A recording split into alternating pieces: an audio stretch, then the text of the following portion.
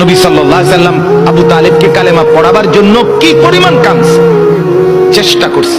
শেষ মুহূর্তে বলছে, চাচা চাচা কালেমাটা পড়েন না চাচা। বলছে না, মানুষের কাছে বেইজ্জতি হব, পড়বো না, মানুষ লজ্জা দিবে। আল্লাহ নবী সাল্লাল্লাহু আলাইহি সাল্লাম বলছে, কানে কানে বলেন, আমি কাউকে শোনাবো না, আমি শুধু হাসরের মাঠে বলবো, মৃত্যু পর্যন্ত চাচা ওয়াদা দিলাম জগৎবাসীকে শোনাবো না আপনি ঈমান আনছিলেন, কানে কানে কর। আবু তালেব বলছে না, কানে কানেও বলবো।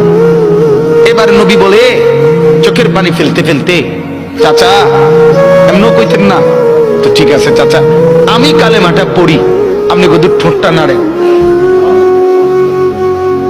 আপনি শুধু ঠোঁটটা নাড়বেন, আমি হাসরের দিন বলবো মাওলা আমার চাচা কালেমা পড়ছিল এজন্য ঠোঁট নাড়ছে, একটু সুযোগ দেন। চাচা বলছে না না না, আমি ঠোঁটও নাড়বো না। আল্লাহ নবী তখন অঝরে কাঁদতেছিলেন আর চোখের পানি ফেলে বললেন, চাচা আপনি জাহান্নামের আগুনে জ্বলবেন, আমি সইব কেমন? আবু তালেব নাফরমান তখন কি বলছে জানেন? আন্নারু খায়রুম মিনাল আর।